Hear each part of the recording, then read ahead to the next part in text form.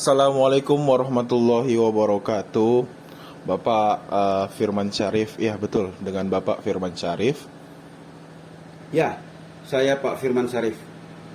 Bisa perkenalkan dirinya Pak sebagai pakar dan sekarang bekerja sebagai apa? Ya, nama saya Bapak Dr. Andes Firman Syarif, MSI Akuntan CA, Chartered of Accountant. Saya adalah dosen Fakultas Vokasi, Program Studi Diploma 3 Akuntansi, Universitas Sumatera Utara. Sebelumnya saya adalah Ketua Program Studi Strata 1, Fakultas Ekonomi dan Bisnis, Universitas Sumatera Utara, Program Studi Akuntansi. Dan keahlian saya adalah di bidang akuntansi. Saya pernah bekerja di kantor akuntan publik. Saya pernah bekerja di kantor jasa akuntansi, baik di Jakarta maupun di Medan, Sumatera Utara. Dan saya sekarang fokus untuk menjadi akuntan pendidik.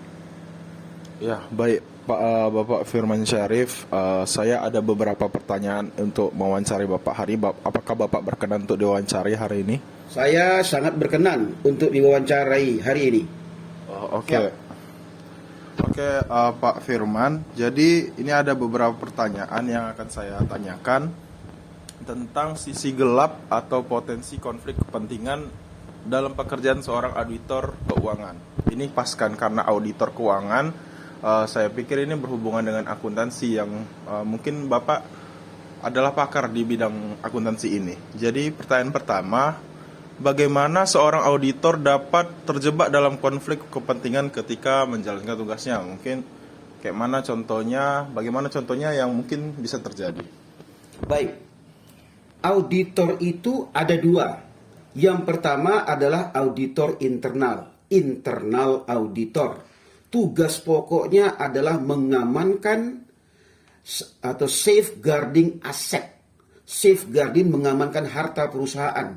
Harta perusahaan itu tidak hanya dalam bentuk uang, tapi juga dalam bentuk sumber daya manusia.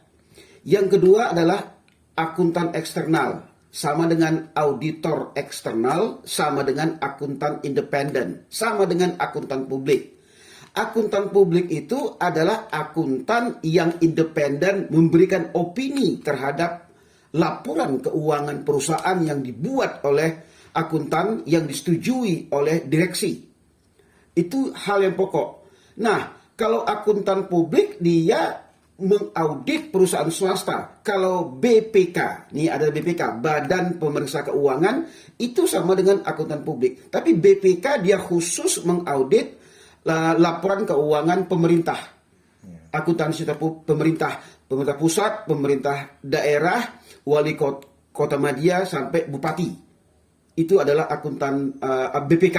Kalau BPKP hampir sama dengan internal auditor. BPKP dia mengaudit, mengamankan safeguarding aset harta-harta punya pemerintah. Nah, itu kita sudah membedakan akuntan publik, internal auditor, BPK dan BPKP. Ada lagi auditor-auditor lainnya, inspektorat daerah, badan pengawas daerah dan lain-lain. Nah, sekarang saya ditanya mengenai konflik. Nah, kalau di perusahaan yang saya sampaikan internal auditor, konflik kepentingan kadang-kadang direksi kadang-kadang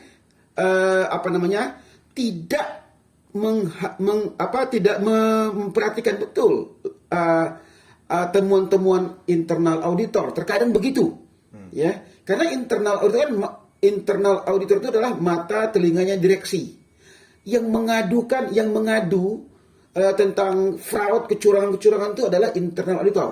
Nah, sampai di situ saja. Tetapi decision maker, pembuat keputusan tetap direksi. Itu internal auditor. Nah, sehingga konflik kepentingan ini tidak sampai tinggi, sehingga kita hanya berfokus kepada direksi yang membuat keputusan. Sementara itu akuntan publik. Nah, akuntan publik terkadang dipengaruhi juga oleh direksi. Terkadang begitu. Sehingga opini audit wajar tanpa syarat, wajar dengan pengecualian, tidak memberikan pendapat. atau menolak memberikan pendapat sama sekali, itu terkadang ada keinginan direksi untuk mempengaruhi akuntan publik. Caranya bagaimana? Kadang-kadang memberikan entertainment kepada akuntan publik sehingga opininya tidak independen. Itu permasalahan-permasalahan menjadi auditor. Nah, sedikit informasi mengenai direksi yang menyuruh akuntan internal, terkadang menyuruh akuntan internal. Akuntan internal adalah akuntan yang menyusun laporan keuangan, membantu direksi, membuat anggaran. Itu terkadang direksi menyuruh melakukan rekayasa laba. Nah, jadi terjadi fraud, terjadi tidak independen lagi. Jadi semua tergantung pada direksi dalam hal ini.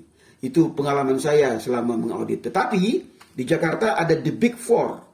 The Big Four kantor akuntan publik. Yang pertama EY, Ernst Young. Yang kedua PricewaterhouseCoopers, PwC. Yang ketiga Deloitte and Touch and Rose. Yang ketiga Siddhartha. Itu dia berafiliasi internasional. Terkadang kita percaya, salut sama internasional, mereka tidak dapat dipengaruhi. Demikian. Ya baik Pak, kira-kira kalau rekayasa laba itu mungkin hadirin bisa diberikan contohnya gimana rekayasa laba tersebut? Baik.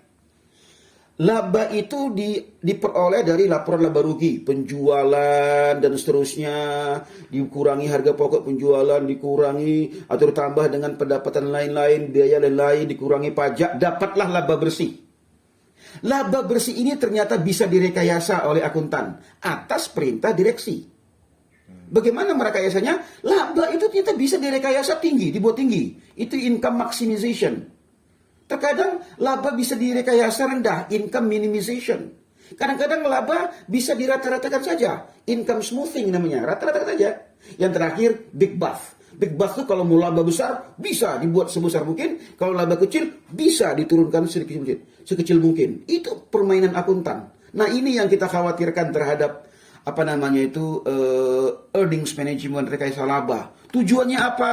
Memperkuat, melanggengkan kekuasaan direksi. Tujuannya apa? Kadang-kadang perusahaan mau bayar pajak kecil. Tujuannya apa? Kadang-kadang direksi ingin mendapatkan bonus lebih besar lagi. Tujuannya apa? Kadang-kadang perusahaan mau IPO, initial public offering. Tujuannya apa? Macam-macam tujuan yang dilakukan direksi. Menyuruh akuntan untuk menyetel laba, rekayasa laba. Terkadang saking hebatnya akuntan publik, eksternal auditor luput dari audit.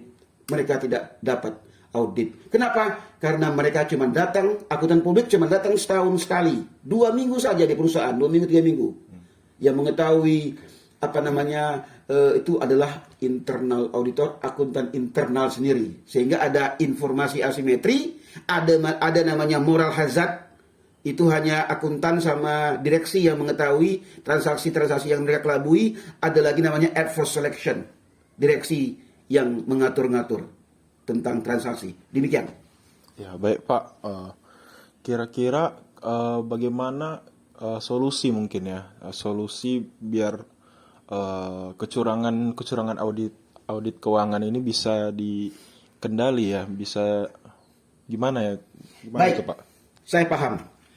Maka dari itu, akuntan itu mempunyai Ikatan Akuntan Indonesia di Jakarta. Mereka menciptakan namanya standar akuntansi keuangan. Jadi standar akuntansi keuangan adalah standar yang harus dipatuhi oleh akuntan internal dalam menyusun laporan keuangan. Salah satu cara yang ampuh dilakukan oleh Ikatan Akuntan Indonesia maupun di dunia, di Amerika Serikat itu ada Financial Accounting Standard Board, ataupun di Eropa ada Internal Financial Reporting Standard. Satu saja, lakukan disclosure. Disclosure itu pengungkapan laporan keuangan sekecil mungkin harus diungkapkan di catatan atas laporan keuangan sehingga tidak ada yang disembunyikan. Transparansi, semua orang tahu. Jadi disclosure, pengungkapan laporan keuangan adalah salah satu cara untuk mengurangi asimetri informasi, mengurangi fraud di dalam laporan keuangan. Demikian. Oh ya, baik Pak, mungkin sudah terjawab semua pertanyaan-pertanyaannya. Terima kasih atas jawaban-jawaban dan ilmu-ilmunya ya. Mungkin begitu saja saya akhiri kata. Wabillahi taufiq wal hidayah. Wassalamualaikum warahmatullahi wabarakatuh. Terima kasih banyak Pak. Terima kasih. Assalamualaikum warahmatullahi wabarakatuh. Selamat pagi, salam sejahtera untuk kita semua.